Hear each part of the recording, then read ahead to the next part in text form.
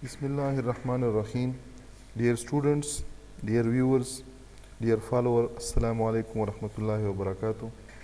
Dear student, जैसा कि आप जानते हैं कि हमने ऑब्जेक्ट ओरिएंटेड प्रोग्रामिंग की कंसेप्ट्स प्रोग्रामिंग एग्जाम्पल के थ्रू स्टार्ट किए हैं। इससे पहले हमने ऑपरेटर्स ओवरलोडिंग जो बाइनरी और यूनरी ऑपरेटर है उस पर कुछ प्रोग्रामिंग एग्जाम्पल किए थे। आज हम एक और प्रोग्रामिंग एग्जाम्पल के थ्रू हमारे पास एक बाइनरी ऑपरेटर है जिसको हम अर्थमेटिक असाइनमेंट ऑपरेटर भी कहते हैं और उसको शॉर्ट हैंड ऑपरेटर भी कहते हैं। उसकी इम्प्लीमेंटेशन देखते हैं कि हम किस तरह अर्थमेटिक असाइनमेंट ऑपरेटर को ऑब्जेक्ट के साथ कंपेटेबल बना सकते हैं ऑपरेटर ओवरलोडिंग्स के थ्रू। सबसे पहले हमने जितने भी लाइब्रेरीज़ है जो कि हम यूज़ करेंगे अपने प्रोग्रामिंग कोड में उनको इंक्लूड करते हैं हैश इंक्लूड के थ्रू। मोस्टली जो हमारे पास यूजिंग लाइब्रेरी है वो हमारे पास iostream.h, conio.h और इसके साथ साथ हमारे पास string.h लाइब्रेरी है जो कि हम अक्सर अपने प्रोग्रामिंग एग्जाम्पल में इनकी जो फीचर है उसको यूज़ करते हैं। लाइब्रेरीज़ इंक्लूड करने के बाद चूँकि हम अपने प्रोग्रामिंग एग्जाम्पल्स में इस वर्क फ्लो में इस नेम स्पेस में हम मुख्तलिफ़ किस्म की इनपुट आउटपुट एरर्स और लॉग फाइल इसके साथ साथ मैनिपुलेटर यूज़ करेंगे, तो उसके लिए एक लाइन यहाँ पर आपने इंक्लूड करना है यूजिंग नेम स्पेस std, जिसका मतलब है कि इस नेम स्पेस में जहाँ जहाँ पर भी standard input standard output standard error standard log और इसके साथ मैनिपुलेटर यूज़ ENDL जो मैनिपुलेटर है वो जहाँ जहाँ पर यूज़ होता है वहाँ पर आपने एक्सप्लिसिटली std का जो कीवर्ड्स है उसको यूज़ नहीं करना है। इसके बाद हमने चूँकि यूज़र डिफ़ाइन एक ऑब्जेक्ट के लिए हमने ऑपरेटर ओवरलोडिंग करना है, तो यहाँ पर मैं एक यूज़र डिफ़ाइन क्लास रीड के नाम से क्रिएट करता हूँ। फ़िलहाल मैं इसमें कोई भी मेंबर ऐड नहीं करता।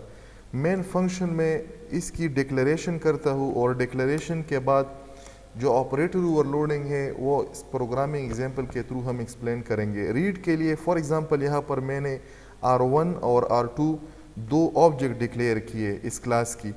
डिक्लेरेशन ऑफ ऑब्जेक्ट पे हमारे पास एक कंस्ट्रक्टर एक मेंबर फंक्शन होता है। इन दोनों ऑब्जेक्ट पर हमारे पास जो डिफ़ॉल्ट कंस्ट्रक्टर है वो फंक्शन ऑटोमेटिकली इस डिक्लेरेशन पे जब हम इसको कंपाइल करेंगे कंपाइलेशन टाइम पे वो फंक्शन कॉल हो के मेमोरी में हमारे पास रिजर्वेशन होगी R1 और R2 विद लेबल के साथ।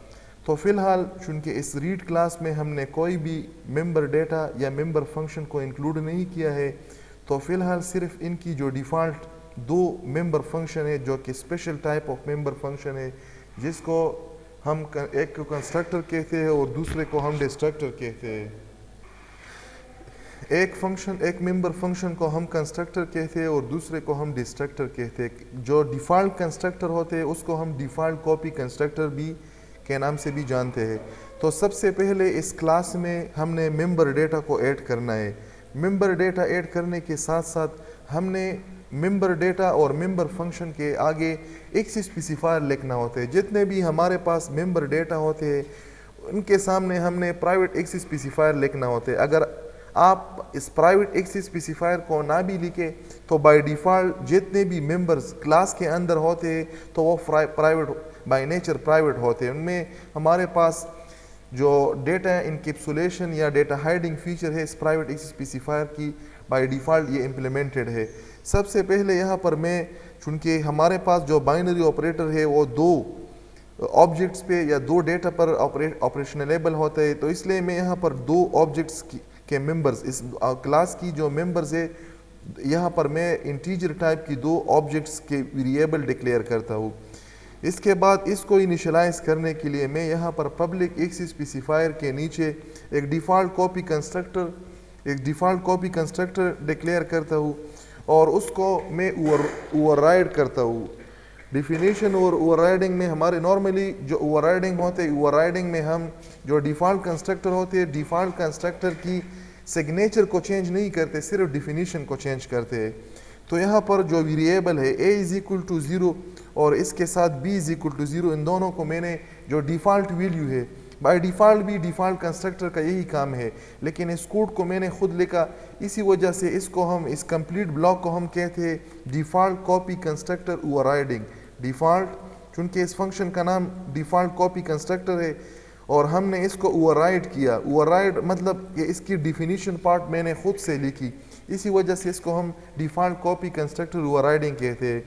इसके बाद हमने इस क्लास की मेंबर फंक्शन ऐड करने हैं। सबसे पहले चूंकि इन डेटा को मैंने डायनामिकली इनिशियलाइज करना है, एक ऐसे डेटा से जिस पर हम कुछ ऑपरेशन करके उस रिज़ल्ट को मैनिपुलेट या चेक कर सके कि ये ऑपरेशन जो हमने किया है ये हमारे पास ठीक है नहीं है। तो इसके लिए हम यहाँ पर एक इनपुट मेंबर फंक्शन को ऐड करते हैं। इनपुट मेंबर फंक्शन में हम एक मैसेज पास करते हैं सिर्फ क्लैरिफिकेशन के लिए, एंटर अ नंबर फॉर ए।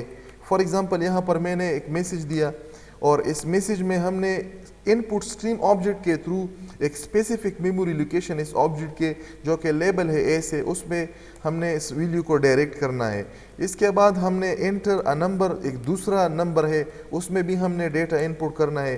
किस चीज़ के थ्रू हमने इनपुट करना है, इस जो इनपुट स्ट्रीमिंग ऑब्जेक्ट है CN, इसके थ्रू हमने डायरेक्ट करके एक मेमोरी लोकेशन है 20 में हमने पुट करना है। इसके बाद हमने अगर इस वैल्यू को डिस्प्ले करना है तो इसके लिए यहाँ पर मैंने एक डिस्प्ले फंक्शन लिया। डिस्प्ले फंक्शन के बाद यहाँ पर फॉर एग्जांपल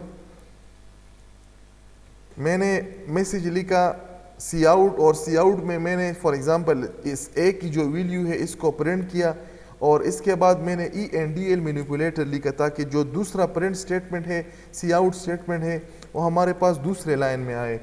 तो ये हमारे पास डिस्प्ले फंक्शन है। अब हम आते हैं अपने प्रोग्राम की जो मेन पार्ट है इसकी तरफ। फॉर एग्जांपल R1.input के थ्रू मैंने इनपुट फंक्शन को कॉल किया डायनामिक इनिशियलाइजेशन के लिए इस ऑब्जेक्ट की जो डेटा मेंबर है। इसके बाद R2 के साथ मैंने जो इनपुट फंक्शन है इसको कॉल किया ताकि इसकी जो डेटा मेंबर है, जो मेंबर एलिमेंट्स है, जो डेटा मेंबर्स है, इसको भी हम डायनामिकली इनिशियलाइज। इन दोनों फंक्शन का मकसद क्या है? Dynamic initialization of data member. अगर हम इन दोनों ऑब्जेक्ट को डायनामिकली इनिशियलाइज करेंगे तो फिर हम इस पे कोई ऑपरेशन परफॉर्म कर सकते हैं। इसको भी हमने डायनामिकली इनिशियलाइज किया इस इनपुट फंक्शन के थ्रू। इसके बाद हमने ऑपरेटर ओवरलोडिंग की जो कोड्स है वो तो लिखा नहीं है, लेकिन यहाँ पर फॉर एग्जांपल मैंने लिखा है R1 plus equal to R2।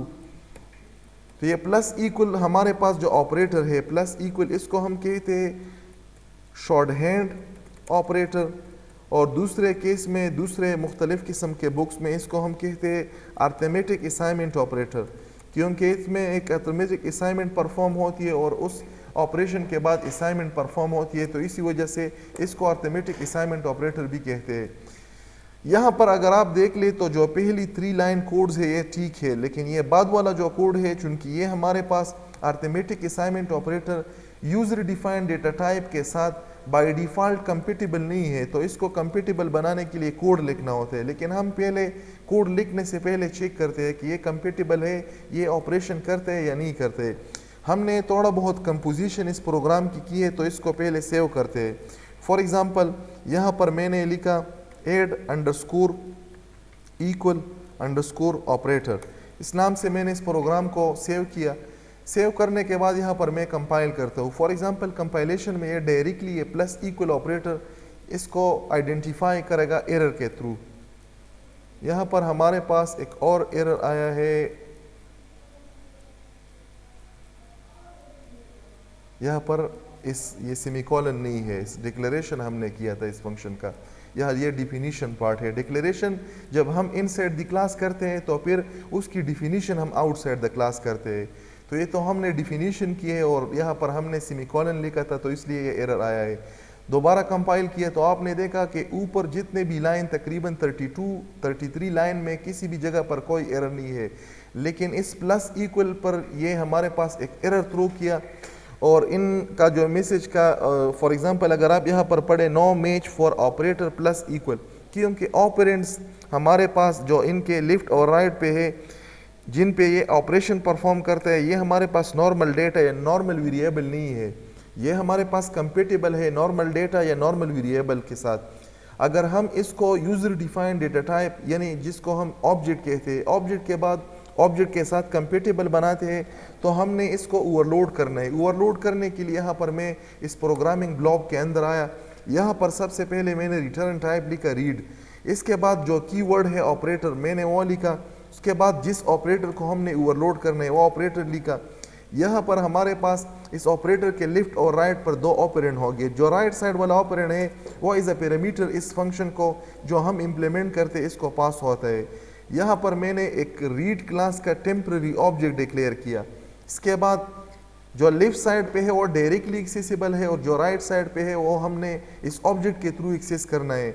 तो यहाँ पर और हमने इनिशियलाइज किया करना है इस जो ए साइड की जो वैल्यू है कैलकुलेशन के बाद, ए और बी की कैलकुलेशन के बाद जो दोनों ऑब्जेक्ट की वैल्यू है इनको सम करके दोबारा इसी ए की जो वैल्यू है इसमें पुट करना है। फॉर एग्जांपल यहाँ पर मैंने लिखा ए प्लस, इस ऑब्जेक्ट के अंदर जो है इसके साथ ऐड करके दोबारा इसकी जो वैल्यू है इसको आपने असाइन करना है इस memory location of first object की एक को।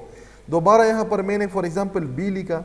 बी हमने जो लेफ्ट साइड पे बी है वो डायरेक्टली एक्सेसिबल है और जो प्लस इक्वल ऑपरेटर के राइट साइड पे बी है वो हमने इस ऑब्जेक्ट जो कि पैरामीटर में पास होता है इसके साथ एक्सेस करना है।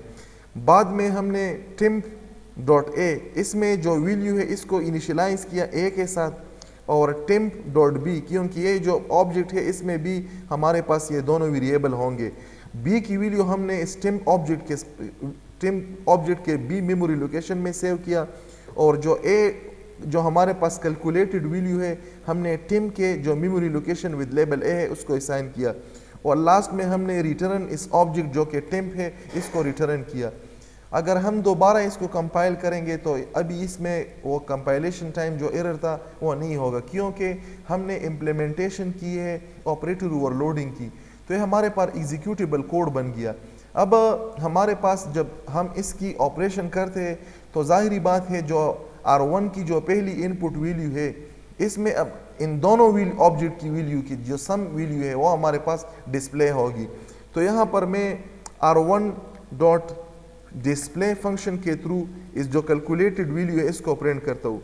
कैलकुलेशन से पहले भी आप लोगों की अंडरस्टैंडिंग के लिए यहाँ पर मैं R1 की जो वैल्यू है इसको डिस्प्ले किया और बाद में R2 की जो वैल्यू है इसको भी डिस्प्ले करता हूँ। इनपुट के बाद डायरेक्टली मैंने इन दोनों वैल्यू को डिस्प्ले किया, फिर हमने अर्थमेटिक असाइनमेंट ऑपरेटर किए इन दोनों ऑब्जेक्ट्स पे और फिर जो हमारे पास जो अपडेटेड वैल्यू है R1 की इसको मैंने दोबारा डिस्प्ले किया। तो हम आते हैं दोबारा क्योंकि हमने इस प्रोग्रामिंग में कुछ पॉजिटिव चेंजेस किए तो इसलिए इसको दोबारा कंपाइल करता हूँ। कंपाइल किया, कंपाइलेशन के बाद इसको रन किया। ये फॉर एग्जांपल ए के लिए वैल्यू मांग रहा है, मैंने 10 दिया। बी के लिए वैल्यू मांग रहा है, मैंने फॉर एग्जांपल किया 20 दिया। दोबारा ए के लिए फॉर एग्जांपल 20 और फिर मैंने इसके लिए 30।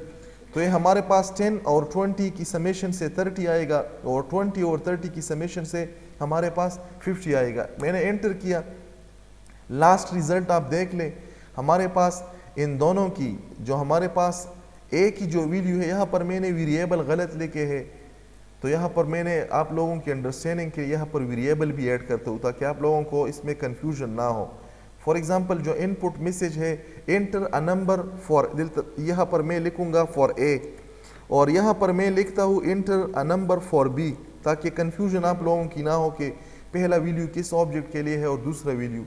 और यहाँ पर मैं एक मैसेज के साथ इसको डिस्प्ले करता हूँ, फॉर एग्जांपल कैलकुलेटेड रिजल्ट और जो नॉर्मल डिस्प्ले वैल्यू है। फॉर एग्जांपल यहाँ पर मैंने एक मैसेज लिखा C out data input for object 1। इसके बाद यहाँ पर मैंने लिखा C out data input for object 2 और यहाँ पर मैं लिखूंगा कैलकुलेटेड डेटा या अपडेटेड डेटा। फॉर एग्जांपल यहाँ पर मैंने लिखा C out updated data with plus equal operator, यहाँ पर ENDL ताकि हमारे पास न्यू लाइन में ये रिजल्ट आए।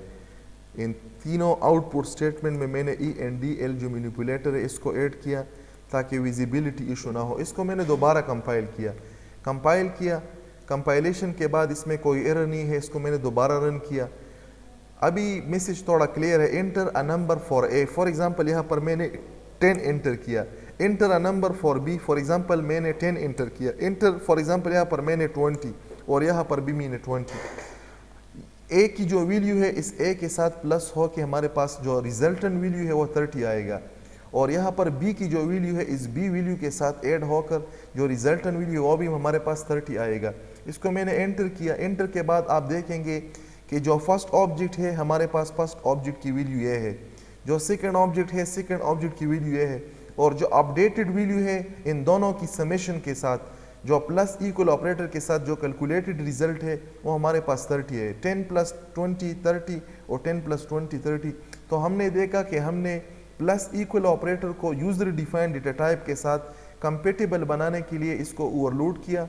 इसकी अंदर हमने अपनी जो रिक्वायरमेंट थी उस रिक्वायरमेंट के मुताबिक डिफिनीशन पार्ट डिफाइन किया, और अब ये हमारे पास कंपेटेबल है, हम इसको यूज़ कर सकते हैं। और ये हमारे पास ना सिर्फ बिल्ट इन डेटा टाइप के साथ ऑपरेशनलेबल है, लेकिन हमारे पास ये अब यूज़र डिफाइंड जो ऑब्जेक्ट है, जिस ऑब्जेक्ट के अंदर हमने जिस क्लास के अंदर हमने इसको ओवरलोड किया है, इस क्लास की ऑब्जेक्ट के साथ भी ये कंपेटेबल हो गया। तो ये हमारे पास प्लस इक्वल, जिसको हम अर्थमेटिक असाइनमेंट ऑपरेटर कहते हैं, आप इसको माइनस के लिए, मल्टीप्लिकेशन के लिए, डिवीजन के लिए, इसके अलावा मॉडुलस के लिए, इन सारों के लिए सेम कोड को यहाँ पर सिर्फ ऑपरेटर, जहाँ जहाँ पर जो ऑपरेटर प्लस यूज़ हुआ है वहाँ पर अगर आप मल्टीप्लाई लिखेंगे तो ये मल्टीप्लाई के लिए इम्प्लीमेंटेशन होगी, अगर आप माइनस लिखेंगे तो माइनस के लिए होगी, अगर आप डिवीजन लिखेंगे तो ये डिवीजन के लिए, क्वोशंट के लिए यूज़ होंगे, और अगर आप रिमाइंडर मॉडुलस ऑपरेटर लिखेंगे तो वो मॉडुलस हमारे पास रिमाइंडर के लिए यूज़ होगा। तो इस प्रोग्रामिंग एग्जाम्पल के थ्रू हमने एक और ऑपरेटर जो कि बाय नेचर बाइनरी है इसको इम्प्लीमेंट करने की कोशिश की है, स्टेप बाय स्टेप एक्सप्लेन किया है। अगर आप लोगों को किसी भी किस्म का इसमें कोई क्वेश्चन हो तो आप लोग कमेंट्स की शक्ल में आप लोग पूछ सकते हैं। काइंडली अगर आपने अभी तक मेरा channel Infotech with Abdul Nasir Afridi इसको सब्सक्राइब नहीं किया है तो इसको सब्सक्राइब करें, बेल आइकन को प्रेस करें ताकि आप लोगों को हर नई आने वाली वीडियो को नोटिफिकेशन आसानी से मिल सके। जज़ाकल्लाह।